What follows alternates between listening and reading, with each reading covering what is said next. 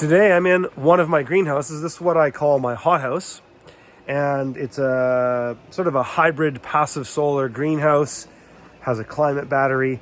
It's a bit of a high tunnel meets a passive solar greenhouse. And today we're going to talk about soil.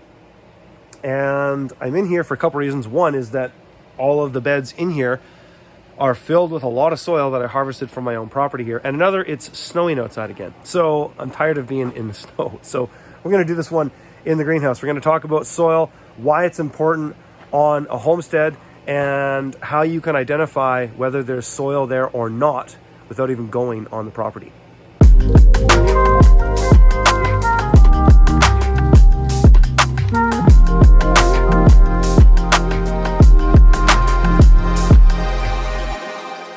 So in this greenhouse here, I've got these raised beds that are 3 feet wide and they're 2 feet high. And this one is about 30 feet long and these two are, I think, about 24 feet long. So a lot of soil on these raised beds. And one of the challenges I had on this property, and I knew this going in, is that I just didn't have the soil in the places that I wanted it. But I knew there was soil here. I just had to go get it. And so I knew that I could find it on the property and that I wouldn't necessarily have to just bring it in. Though I didn't realize earlier on how much soil there actually was on this property. And that's because of some water catchment areas that I was able to harvest a ton of soil from, and I'm still getting it. But when you're looking for a homestead property and you want to grow food, you really... One of the 11 scales of permanence, and we're on number 10 now, is you really want to look at what is there for soil. Because if you're going to grow food, you need soil. And depending on the size of the area that you're planning to grow in, will really determine how much soil you're going to need and where you can find it. So the challenge that I have on my property here is that we're on a mountain ridge. And our whole property is a mountain, essentially. We have a secondary ridge that is where the primary infrastructure for the home is, and all of my, call it zones 1 and 2. And then we have a primary ridge up top. And those ridges don't have any soil because they were logged a long time ago, about 50 years ago. And they didn't regenerate and they weren't replanted. So over time, the weather has basically eroded the soil. Now, the good thing is the soil actually stays somewhat localized in that it will roll off a ridge. It'll erode off a ridge from rain and snow melt. And it will settle in areas where the topography slows down. And that's essentially where I've harvested all this soil from. But when you're looking at a property, you really want to analyze whether there's soil or not. And there's a couple ways to do that. And it's actually quite simple. When you're looking on Google Earth Pro or you're looking on any type of map, the first thing you should look for is green. So when you're using Google Earth Pro, you can kind of go through the timelines and you can look wherever they've taken satellite photos, but hopefully you can get some imaging that shows you different times of the year.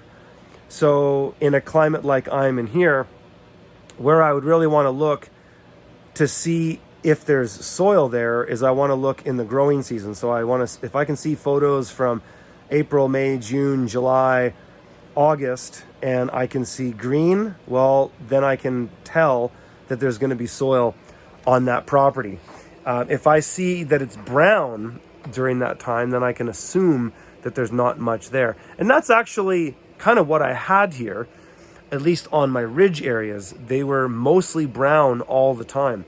But I could read the geography and I could tell that in a few of these draw areas that there would be soil accumulated.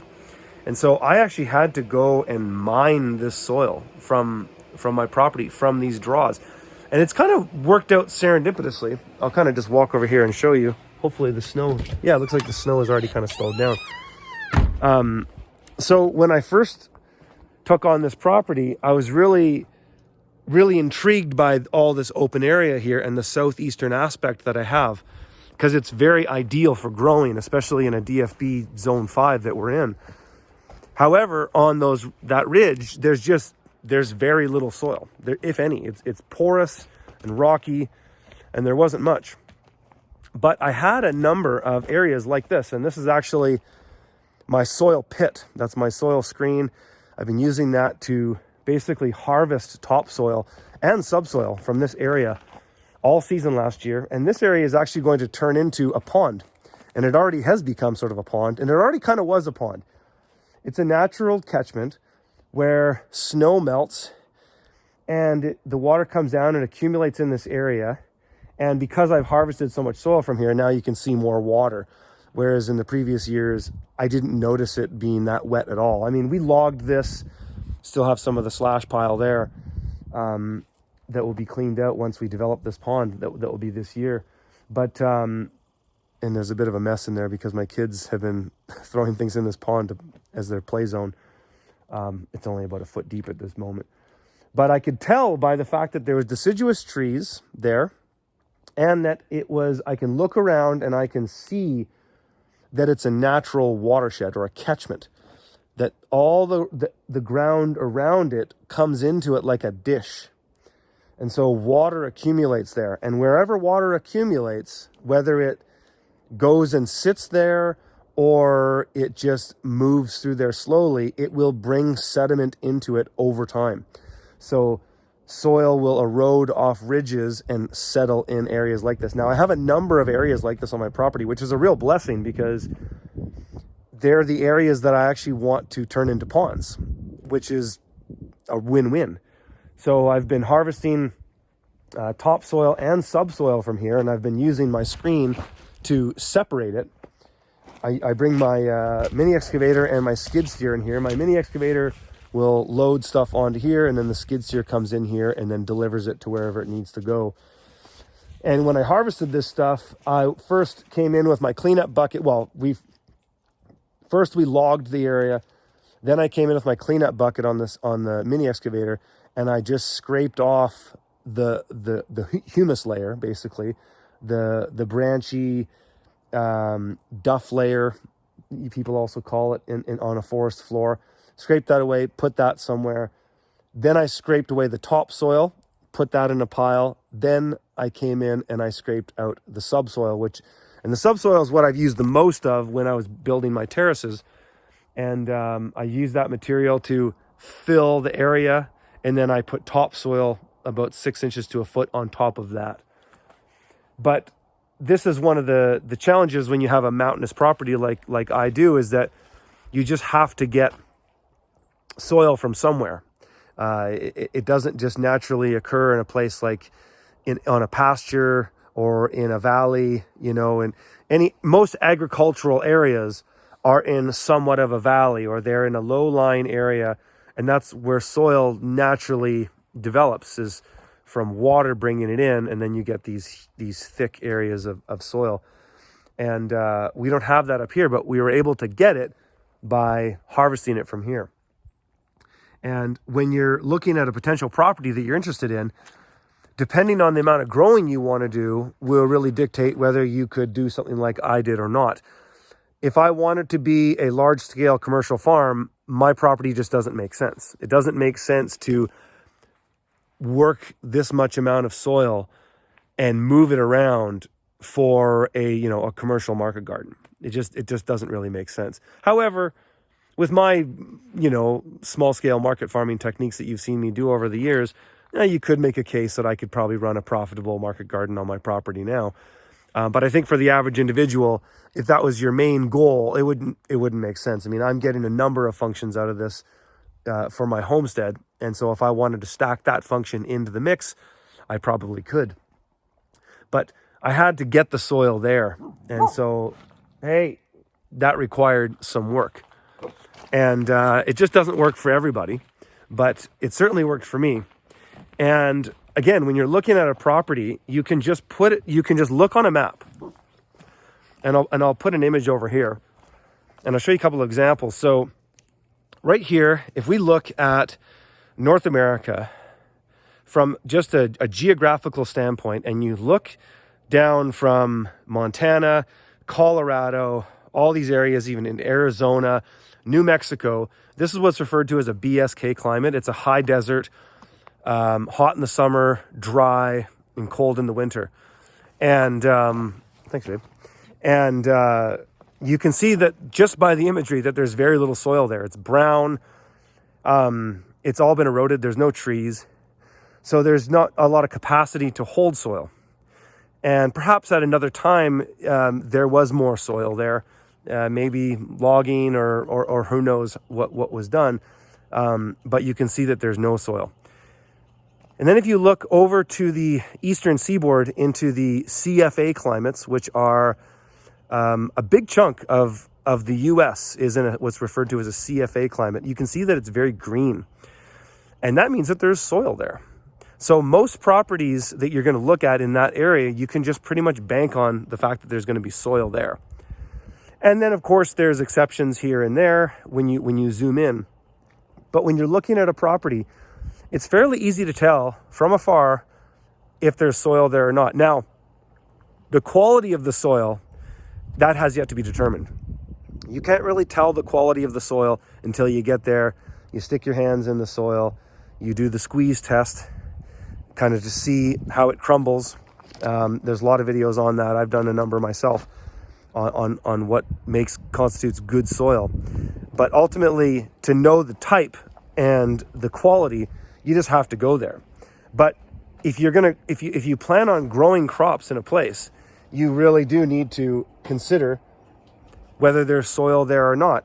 And if there isn't, like in the case of this property here, it doesn't mean that it's a write-off. It just means that is an area in your scales of permanence where you're going to have to deploy resources. And that's exactly what I've had to done, that I've done here.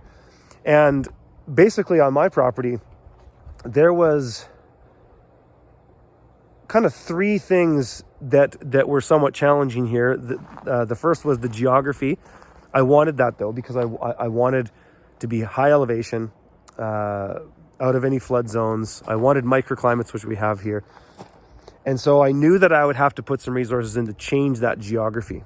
And that's an accepted cost that I'm willing to pay. Another one for me was water. There wasn't a lot of water here, but I could see that the potential was there because of these natural draws that we have that accumulate a massive amount of water when the snow melts. And also during the precipitous times of year, which there aren't that many. Right now is one of them. And then the other was soil, is that in the areas that I'm growing, I didn't have soil, but I had soil on the property and I had to bring it there. So all of these scales of permanence, when you evaluate them, what they represent again is the amount of resources you can expect to put into them. In my evaluation process, we assign a score to each scale of permanence. And so in the case of my place with soil, I think I might have given it 3. It might have scored about a 3, meaning that there would be significant resources. Not too much, but significant.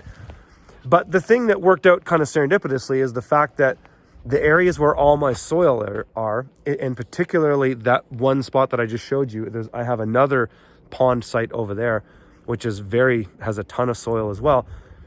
It's kind of a win-win. I needed to dig those out for my ponds anyways. Meanwhile, I get topsoil and subsoil, and there's some sand in this other one that I can use to backfill certain various projects on the homestead, my house included, because our house is passive solar and it's bermed into the hillside.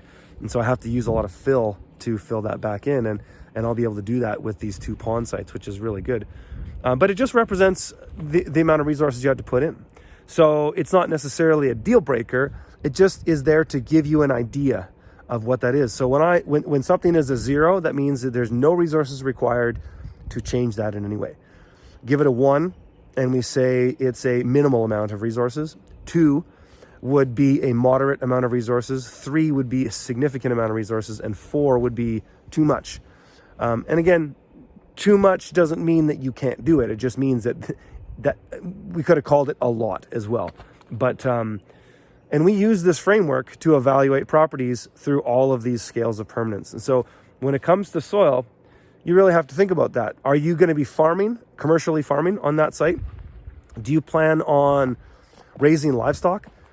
Do you want to have maybe just a small homestead garden? All of those things are really important to your context because, for example, on my property, in regards to soil, my land just doesn't accommodate ruminant animals. It just doesn't. I don't have a lot of grass here. But for me, that's okay because I've kind of given up on the idea of trying to do everything, you know. I think a big part of being a homesteader and maybe even a prepper is just having a real understanding of what you're good at doing. What are some things that you know you can do yourself confidently and effectively? And then what are some things that you're not that good at that maybe you can get from somebody else? And so when it comes to raising cattle and getting animals like that, I've kind of just decided to outsource that because I have friends that raise cows and sheep, and we can certainly raise our own birds here. We're doing that. We've got our layers, and we're going to be doing a couple or 3 batches of meat birds this year. And so our land can accommodate that, but it can't do everything. And so all of these things are just trade-offs, you know. Yes, you can find a property that has it all. There's no question about it. The question that you have to ask yourself though is that, does it fit within your holistic context? Is that what you want to do? And so because I wanted to have privacy and security as one of my pinnacle values here, I was willing to trade off certain things, and that was having soil in the place that I wanted it so that I didn't have to do any work for it. Had to do some work for it, and shape my geography a little bit, and also put a little bit of work, I would say significant work, into having water. But we do have water, and it was serendipitous with water because I used dowsing rods and I witched a well, and we have a well on the top of a mountain that's more productive than all of my neighbors that are 300 feet lower than me. So that's really cool. We also have these major catchments that we can move. I've calculated about 8 million liters of water into. So again, all these things just represent resources and what you're going to put into it.